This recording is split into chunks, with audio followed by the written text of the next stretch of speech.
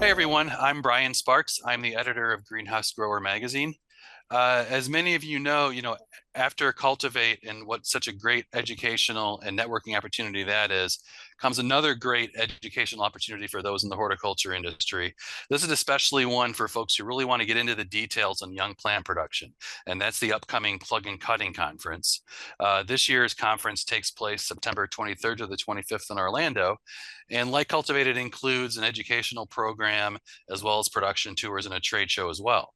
So joining me today to talk about the Plug and Cutting Conference for this year are from American Hort, Mary Beth Cowerden, Vice President of Marketing and Member Engagement, and Rachel Rawls, Education Program Manager at American Hort. Mary Beth and Rachel, welcome. Thanks, Brian. Thanks Sure. for having us. Yep. Mary Beth, I want to start by asking you, just specifically for this year's event, what's planned for the 2024 Plug and Cutting Conference overall? Well, this year's Plug and Cutting Conference is very similar to past Plug and Cutting conferences. So anyone who's attended knows that the first day we have some tours. So you get the chance to go out and visit some wonderful companies. And then the next day and a half is spent really with educational programs and a trade show. So we have 38 companies who are coming to exhibit their products and services for young plant growers. And it's just a great opportunity to really build your network. Plug and Cutting's a little more intimate than some other large events that especially Cultivate. So it's a good chance to really have some great conversations. Mm-hmm. Rachel, can you talk about anything new or exciting that's taking place at this year's event? Sure, Brian. So in addition to all of the registration and conference passes that you get, there is also an on-demand package. And this year, instead of paying an additional price, it's included in your registration. And so those are 13 additional pre-recorded sessions that will be available after the conference is over. Okay. And then 4 of those sessions are recorded in Spanish. Okay. Oh, that's very nice to hear. Awesome. Now I know, in the past, American Hort has tended to rotate some different fall event themes over the years. Plug and Cutting is kind of neat because it's kind of emerged as one of those mainstay programs. Could either of you just talk about why that's the case and why this particular educational focus has resonated so well with folks from this industry over the years? Well, sure. I mean, Plug and Cutting, just such an important part of the industry is the young plant production. So anyone who's involved with working with plugs or with cuttings or selling those products, this is really the event that they should attend. And we have a long history of success with this event. We've tried to focus on some different topics, but this really is one that growers continue to ask for and find a lot of value in. And we tend to move it around to different parts of the country just to allow the participants to see different operations because they can be different from region to region. And also just to make it easy for people who are from one part of the country not to have to go across the country every time we have this. So we do like to move it around. And Rachel can probably tell you more about what went into choosing this year's location. Great. Yeah, so last time, it was in Denver, Colorado area. One of the things that we, were thinking about as we were deciding on locations, trying to pick a different area of the country. And then also just thinking about, locations that have a lot of young plant growers all in one area. Mm-hmm. And I think Orlando and Apopka is a great location for that. So you've got a lot of people who are doing it well. Wish we could have toured all of them. There were a lot of options to choose from. Sure. But yeah, it's all about location. And so we were really excited to go visit them and see just growers and operations that are doing it well. Okay.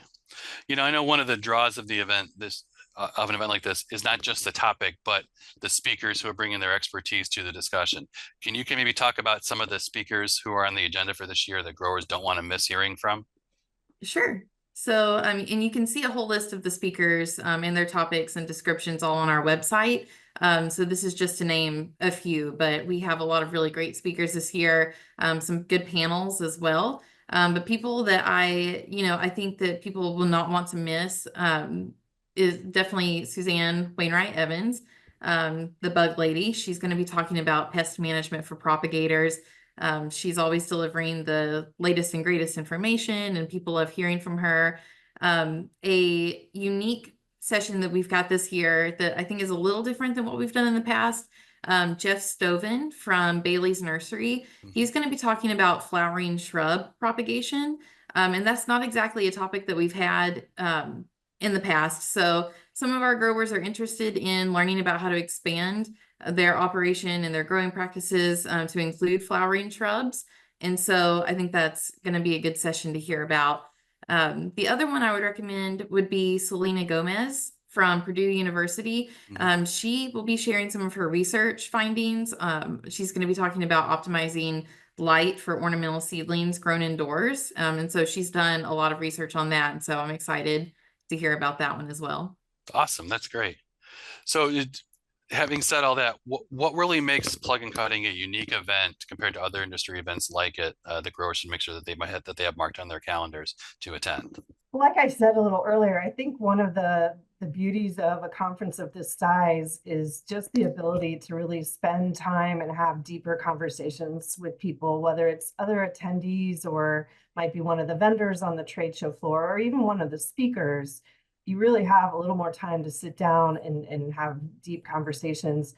The tour is also just a fantastic aspect of this conference, and a lot of people enjoy seeing how other operations handle things that they do in their business. And so it's a great opportunity to ask questions and just find out how other people are dealing with their operation and take some real practical ideas home. So I think those are some of them. And like Rachel said, I mean, the on-demand add-on bonus to registering for this is just great. I mean, it makes it so convenient for growers to train their teams and share, a broader amount of information with their team back at their operation. And we're really pleased to be able to bring some of that content to everybody in Spanish. And that's something we're looking to do more of in the future. Sure. Rachel, any closing thoughts from you on that? Yeah. So there are 3 sessions that I'm excited about this year. Try to take a different spin on things. So we have 3 sessions that are almost like tours, but as sessions. And so we have asked a couple of companies to record some of the, it's just an inside look, basically. Sure. So for example, Pride's Corner has built their own diagnostic lab, which I realize not a lot of, companies have done that. And so they really want to share the process and what it's like and how it's benefited them. And so it's just an opportunity to kind of share that process and encourage others, to do the same if they want, or show what it's been like for them. So it's going to be a lot of recorded video, and they're going to talk you through what you're watching. So it's almost like, getting a tour of that part of Pride's Corner. So that's really exciting. And so another one is the tissue culture lab at Pride's Corner, and then an inside look at DeRoos with their propagation and stuff. So another thing that I would highlight is that all 3 tours, all 3 production tours that we have this year are different locations. And so I think that is a good opportunity for anyone who's attending. We just opened our 3rd one, our 3rd tour. So we're excited about that and to offer more opportunities. Oh, that's great. And I love the video approach. I mean, as you said at the beginning of the conversation, there's so many different insights that you could share at an event like this. So I think that's taking an interesting approach where you don't have to physically be on hand to visit some of these operations, especially if they're not close to where the full event's going to be, but Right. you can still see in depth some of the things they're doing. So I love that approach that you're taking for this year. Thank you. And just speaking from somebody from experience who's been to a plug and cutting conference in the past, the one thing I can suggest is either bring a lot of notebooks or make sure that your tablet is fully charged. I remember coming back from plug and cutting a few years back and just had pages and pages of notes to go through. There's so much to learn, and it can feel almost overwhelming at times, but the insights that you'll get, especially from some of your peers, and learning about some of the latest research that's out there is really going to be beneficial to those folks who are part of this segment of the industry. So anybody who's watching can go to the website shown on their screen to learn more about the event for this year. And in the meantime, I want to thank both you, Mary Beth and Rachel, for joining me today. And it sounds like it's going to be quite an event this year.